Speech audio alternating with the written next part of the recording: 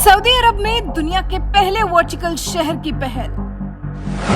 170 kilometre लंबी और 200 metre चौड़ी होगी वर्टिकल सिटी। सऊदी अरब की इस फ्यूचर अनोखी सिटी के मायने क्या है? क्या आपने वर्टिकल सिटी जैसा कुछ देखा या सुना है? देखा भी होगा तो शायद मूवीज में, क्योंकि ऐसी कोई सिटी अभी तक तो दुनिया भर में कहीं नहीं।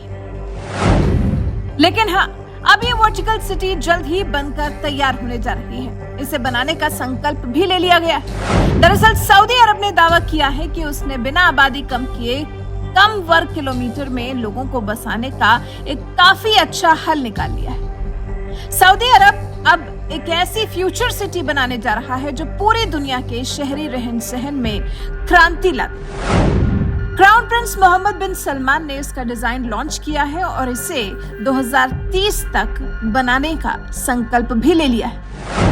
क्राउन प्रिंस ने खुद जुलाई 2022 में इस अनोखे शहर का डिजाइन लॉन्च किया। डिजाइन अनोखा इसलिए है क्योंकि शहर की चौड़ाई होगी सिर्फ 200 मीटर और लंबाई होगी पूरी 170 किलोमीटर और दीवारें होंगी शीशे की। क्यों? खा गए ना अभी चक्कर? क्यों खास है प्रिंस मोहम्मद बिन सलमान की बनाई सिटी की डिजाइन? ये पूरा शहर शीशे की 2 दीवारों के बीच होगा। एक छोर से दूसरे छोर पहुंचने में लगेंगे सिर्फ 20 मिनट। इस पूरे रूट पर हर 2.5 किलोमीटर पर आपकी जरूरत का सामान उपलब्ध होगा। इस शहर में न कार होगी और न ही सड़क। सब कुछ रिन्यूएबल एनर्जी पर चलेगा। क्राउन प्रिंस का दावा है कि ये शहर सऊदी अरब और बाकी दुनिया के भविष्य के लिए एक ब्लूप्रिंट होगा।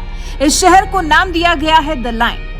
द लाइन शहर में उस नियोम प्रोजेक्ट का हिस्सा है जिसकी क्राउन प्रिंस बिन सलमान ने साल 2017 में शुरुआत की थी, जिसका मकसद सऊदी की इकोनॉमी को रीशेप करना था। अब इसी प्रोजेक्ट के हिस्से द लाइन को पूरा करने में कुल $500 बिलियन यानी कि करीब 40 लाख करोड़ रुपए की लागत आएगी। 3 लेयर में बटा होगा the line project. Saudi prince bin Salman की तरफ से डिजाइन किया गया प्रोजेक्ट 3 लेयर में बटा होगा। ग्राउंड लेवल पूरी तरह से पैदल चलने वालों के लिए होगा, जहां रोड या कारें नहीं होंगी, सिर्फ हरे भरे पार्क होंगे। उसके नीचे सर्विस लेवल होगा, जहां दुकानें और दूसरे कमर्शियल एक्टिविटीज होंगी।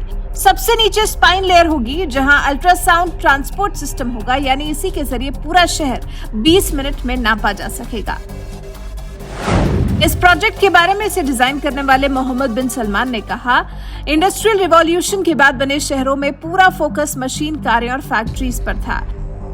हालांकि वीराना रेगिस्तान में लकीर नुमा इस शहर का पूरा फोकस तो क्या अब इंसानों पर ही रहने वाला है। ये आने वाले वक्त में प्रोजेक्ट शुरू होने के बाद ही पता चल पाएगा। हालांकि अब जब इस सिटी का जिक्र हो ही गया है तो इस जल्द बनकर तैयार होने वाली दुनिया की सबसे स्मार्ट सिटी के बारे में हालांकि 5 सवाल तो खड़े होते ही हैं। पहला सवाल, ये शहर 500 मीटर ऊंची दीवारों के बीच में बसा होगा तो क्या आसपास रहने वाले लोग प्रकृति से कट नहीं जाएंगे? दूसरा सवाल, सस्टेनेबिलिटी और कम समय में यात्रा के लिए 170 किलोमीटर लंबा शहर बसाने से फायदा क्या होगा?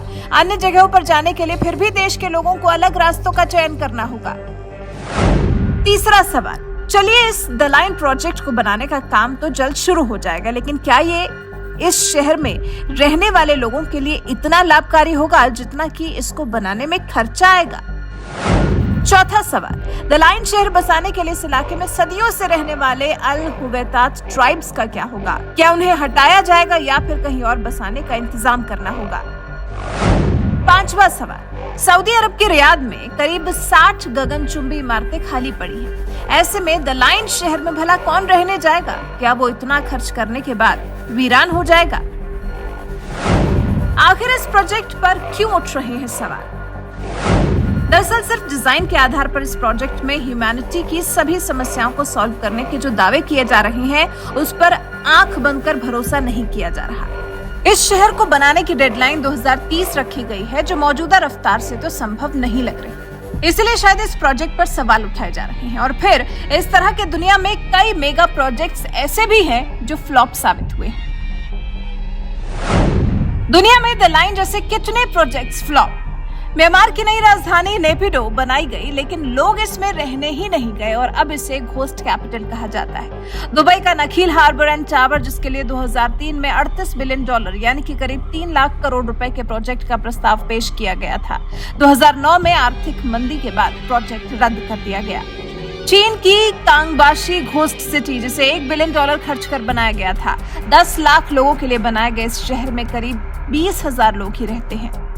नॉर्थ कोरिया का रयुग्योंग होटल 1987 में राजधानी प्योंगयांग में होटल बनना शुरू हुआ, लेकिन आज तक कंप्लीट नहीं हो सका। ये दुनिया का सबसे ऊंचा और वीरान होटल है। अब तय आपको करना है कि जो शीशे की दीवारों वाले शहर का सपना क्राउन प्रिंस ने देखा है वो कितना लाभकारी होगा। कहीं ये सिर्फ और सिर्फ पैसों की बर्बादी ही तो साबित नहीं होगा। इस सऊदी अरब के द लाइन प्रोजेक्ट के बारे में आपका क्या ख्याल है? आप इस महंगे और आलीशान प्रोजेक्ट के बारे में क्या सोचते हैं? इसमें कौन रहेगा और कौन इस शहर का इस्तेमाल कर पाएगा? आपके इस सिटी को लेकर क्या विचार है, हमें कमेंट कर जरूर बताएं।